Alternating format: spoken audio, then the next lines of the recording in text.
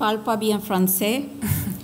S'il vous plaît, dis-moi si vous ne comprenez pas mon anglais, parce que j'ai l'accent très indien.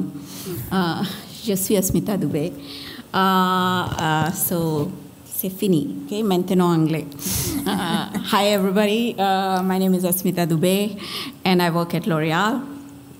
We are going to talk about direct-to-consumer as a combination, as a conclusion of everything that you have been discussing for the last 2 days, you know. So the big themes of the day has been data and cookieless and green ads and digital economy and what to do. So we were thinking, okay, what can we share from a L'Oréal and beauty point of view on where we are going, you know, in this changing context?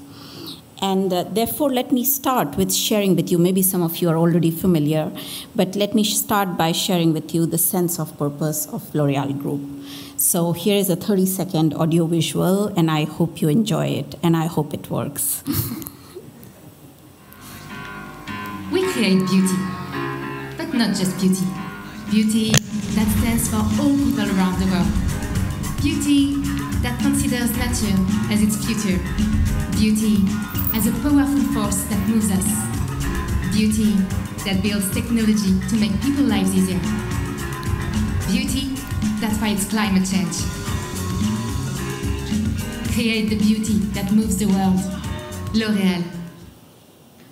So that's our sense of purpose, create the beauty that moves the world. And since we are talking about the future these last 2 days, what do we feel is the future of beauty? So we believe deeply that the future of beauty is diverse and inclusive, that it is sustainable and safe, that it is nourished by green science, and it is powered by technology. Yeah. And in that sense, if we now start getting into, you know, how does all this come together, consumer engagement with beauty, right? Consumer engagement with beauty has been at the core of our mission, you know. For years, we have been engaging consumers through our brands. And what you see here is a 2010 consumer decision journey. It was relatively simple, and simple for all the brands, whether it's FMCG, personal care, auto, even direct-to-consumer brands. Over the last few years, you know, we have been digitalizing our consumer beauty consumer decision journeys. When we say that we have been digitalizing our beauty consumer decision journeys, which means essentially we have been shifting to the right emerging touch points, and not only the right emerging touch points, but the adapted content that goes with everything that is Triller and Twitch and TikTok and Instagram and the works that is coming along. So from here, if we look at where are we going, yeah? And I want to take a minute to just envision a 2030 beauty consumer decision journey. Yeah. So what will happen in a 2030 beauty consumer decision journey? Well, for sure, there will be more platform sustainability, or at least today it looks like. There will be more data-driven marketing. There will be more personalization. There's going to be more biometrics data and use of that everywhere. Still, in spite of all that, there will be more data privacy. Even social will become more private, so because there's so much private social emerging. We will probably be doing more subscription models. There will be micropayments. There will be bot-to-bot interactions. And we will be living in a world where the consumer there's a lot of wokeness, a sense of purpose in the conscious consumer on one hand. And on the other hand, we will be 3D printing products, and there will be global drone delivery systems. And if that is the consumer decision journey that we are moving towards, then for sure, I mean, you know, the subject of direct-to-consumer, that what is direct-to-consumer in this new world, is a very broad subject. Yeah. And I've taken 4 or 5 pillars out of that subject and said, okay, what does direct-to-consumer mean? It means personalization and relevance. It means for sure a seamless offline plus online, not only offline plus online, but today we are talking about in real life, in virtual life, you know, decision journeys. We are talking about individuals being empowered through social commerce, which is very direct to consumer. We are also talking about one-to-one engagement, where the consumer feels that you have to talk to me, you have to tell me, convince me, be honest with me, create authenticity and proximity. So what is that one-to-one engagement? And finally, the themes must have come up. That is the world getting cookieless? Is there more contextual? So what is that contextual in beauty? And who are the partners who will be creating the right context for us? Yeah. So what I'm going to do in the next 15, 20 minutes, yeah, and then you are free with your afternoon, and we'll conclude this session, is give you an example of each one of them, yeah, and from our group, and most of these are public, so you probably have read it or seen about it somewhere, but to put them all together to say, what does it mean? What does personalization mean? So start with personalization, yeah. Now, again, when I'm talking personalization, when we as L'Oréal Group are talking personalization, it can mean a lot of things. I'm going to take one example. And the one example is that people care about their skin and they're looking for diagnosis on skin. And we can provide a more personalized diagnosis like this. Again, it's a video, so take a second to watch it. The volume is not here, but this is a L'Oréal Paris commercial. And you see that you can analyze your skin. You just need a smartphone. You take a picture, 360 degree, we analyze it. Once we analyze it, then we start understanding that person's skin in terms of, is it oily, is it dry, is it sensitive, what are the skincare routines that should be there, which products are going to work here or not. And it can be tried on our website, yeah. And why is this? I mean, how did it come about? It comes about because we have acquired one of the best artificial intelligence companies called Modiface back in 2018. And we create a lot of services with them. But this particular skin diagnosis, it comes, we talk about artificial intelligence. So it uses artificial intelligence. It starts as a base of 15,000 different skin images across different skin types, which are provided by our research and innovation. Then to create this service, what we do is we break them, then those 15,000 images, and with our research, 16 different skin concerns. And those 16 different skin concerns are then mapped into through AI to make sure what the recommendations are going to be. So a service like that has many, many patents, and it has been published and we write about it, etc. And it is applicable to more than one brand, because there's more than one brand which is talking about skincare, and then you can use it. The reason I talk about this, because services is one way to create direct-to-consumer relationships, because the consumer is engaging with us at a very deep and personal level. And as L'Oréal Group, we are moving from product to services, and even just within digital services.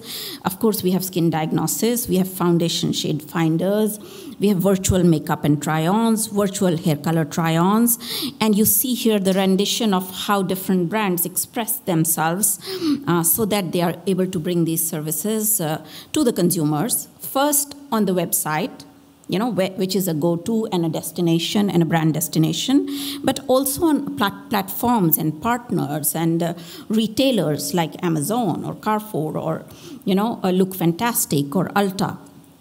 So that is the first example of, okay, what does direct-to-consumer mean in this world? I pause I don't know if there are questions or comments that you want to take on this, but it's a small enough room, so please feel free to interrupt. Now, the second theme that we talked about, direct-to-consumer, is this idea of offline plus online seamless journey, that things start becoming seamless. Now, everybody has been trying, and the O+O word is overused. I mean, we use it all the time. It's more difficult to do it, and some businesses do it better and easier than other businesses.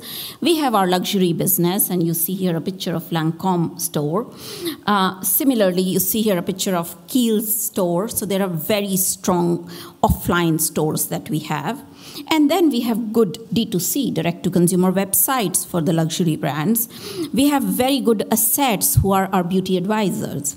Now, how do we bring all of this together in a O+O journey? Yeah. We bring all of this together in a very, very good, and the whole word we are saying seamless O+O experience, because the beauty counter and what the beauty advisor offers at the beauty counter, she's empowered through digitalization and through an iPad in her hand at the offline store. Yeah, and what we are trying to do is digitalize the consultation flow for thousands and thousands of beauty advisors. It's scaling everywhere in Asia, and with that there is a higher beauty advisor efficiency.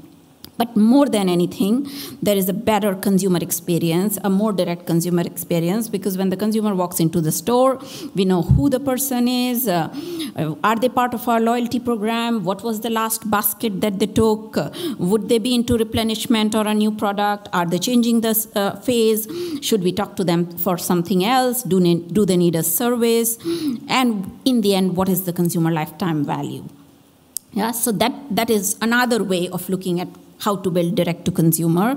And in all of this, by the way, the whole ad tech is here, because to do all that right, you need the tagging, you need the naming convention, you need the first party data, you need CRM, loyalty. So it is all coming together in this, and it's a given that we have to do it and do it right and do it at scale for it to have business impact.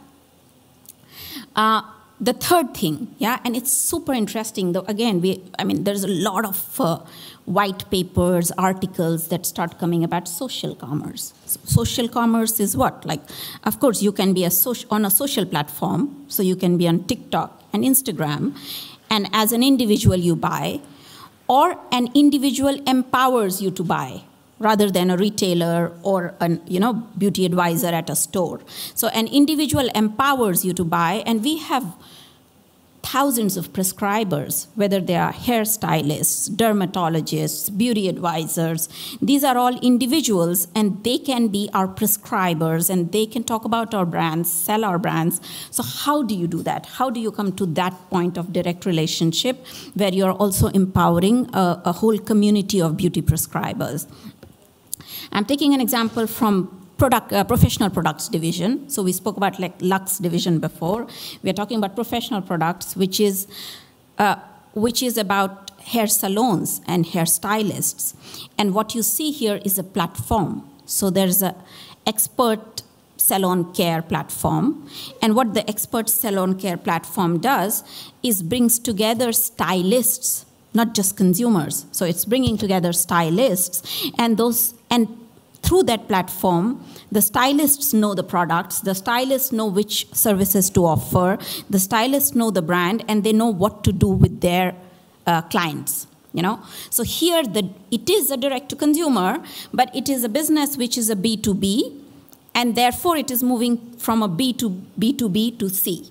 Right? So there is a directness that is coming into the consumer journey, but it is coming from a more B2B to C. And with that B2B2C, we are talking about salons and stylists, and we are talking about thousands of them who are able to join the platform. And once they join the platform, they know which product, which service, does the client want their own clients. Yeah? So they have, let's say, 100 clients or 200 clients, or 500 people who go to them for services. They can ask them, do you want a service at home? Because in-home service is really growing everywhere with the confinement. Do you want to drive to the salon and come to the salon?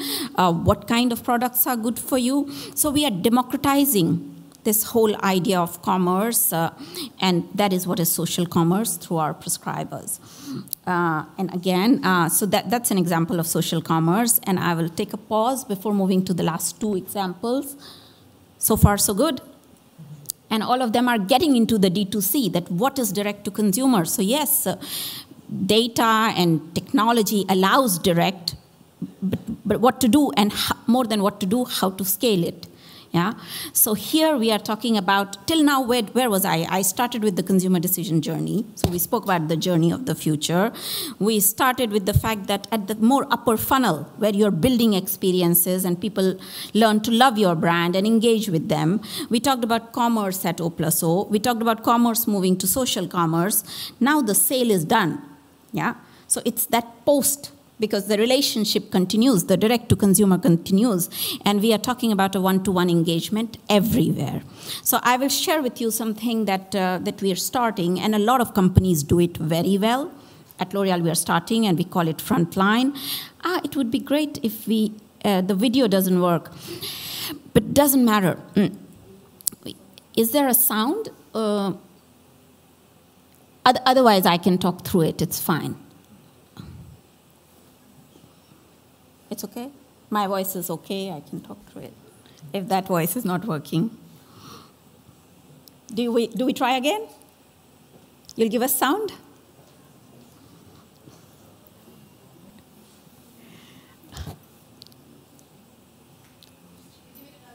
We give it another try, and we are at the mercy of tech, as you see. It's always like that.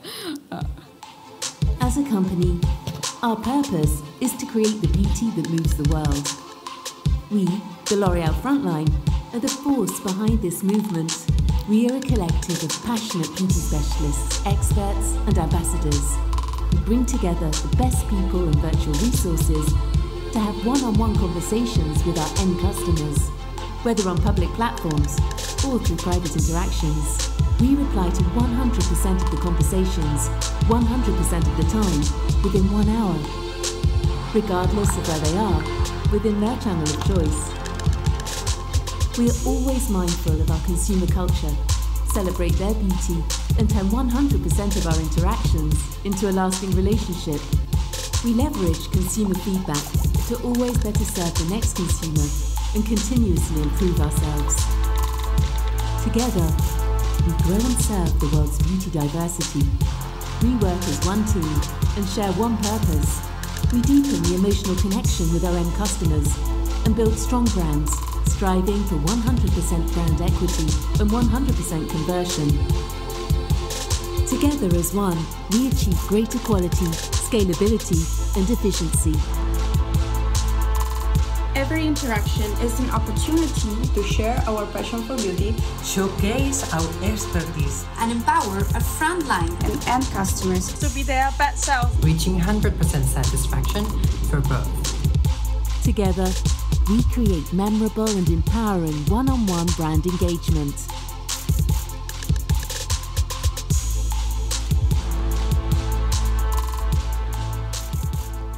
Hold a lot of our direct-to-consumer relationships. And this team is about consumer care, but then it's about millions of conversations, and it's not only at the end of the funnel after purchase, because today those conversations can be brought together with technology. So whether you are speaking on a social platform, or you're speaking on an e-retailer platform, or you're writing to L'Oreal to us, or you want to make a phone call, all that can start coming together, and we want to bring it together so that we understand what all conversations are there, so that we can listen, but listen and engage. And then we want to bring more and more robotics process automation, RPA there, because with RPA, we start choosing, as you see on the left side, that does this, yes, there is a query, and can this query go to a bot, or should it go to a person? And what kind of person knows this kind of answers best, which is also where you start bringing in automation and do it at scale. And we do this in China. We do like tens of millions of conversations in a year. And like I said, there are other companies also who do this extremely well. So that was our fourth example. And I would end with one more example, which is the whole idea of where do you create the right context?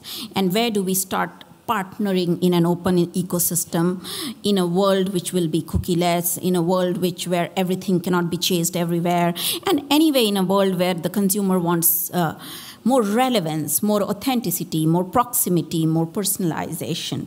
So here is one example. As you see here, I'm talking about L'Oreal and Clue. What is Clue? Clue is about women's health, because as L'Oreal, we are concerned about women and women's health and women empowerment. So this is a femtech company. And what we are trying to do is talk about skin and women's cycle, because hormones, they affect our skin. You know, the change in hormone affects our skin by any time. So this example is from another division. It is our active cosmetics division. And what our Active Cosmetic Division does with Clue, and we have started this partnership here now in 2021, is we bring more than 100 years expertise of skincare research. And Clue, the partner, which is a startup partner, brings 12 million users of their app download today, and it's growing all the time. And then they bring, in that app, what they offer to the consumer is information about their periods, PMS, fertility, all that can be tracked. Yeah? And from there, what we started doing was looking at what are the most relevant things to do. One relevant thing to do is to do questionnaires, surveys within that group to start understanding how they feel about hormones and skin. The second thing that we do is we start creating content which is based on scientific research, and we bring all of that together to consumers. So it's extremely contextual, it's extremely useful, and then it is coming, we know that the skin is more susceptible during some days of the month because it's either more oily or more dry or more sensitive. Just we bring it to the consumer at the right time. And it is done, and what is very nice is it is done, and the consumer, it's very authentic because it is done in combination with R&I experts. It is done with the chief medical officer of Clue. You've got dermatologists, endocrinologists who are involved in it. So it just builds expertise on skin for our Active Cosmetic Division. And while we do all of these, and these are 5 examples, and there could be dozens more that come to your mind, while we do all of that, we have to we absolutely do it and want to do it with a philosophy that is to humanize as we digitalize. Because we have to understand that there is so much discussion about data, but people are not data points, and they are people.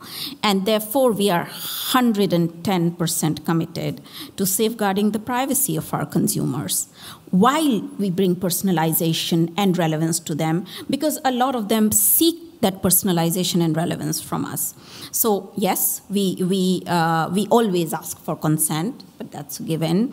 We completely believe that the consumer should always remain in control, and we will continue to serve them and go more direct to consumer in this new world, but keeping in mind everything that is to do with data privacy. So thank you very much for your time. Yeah,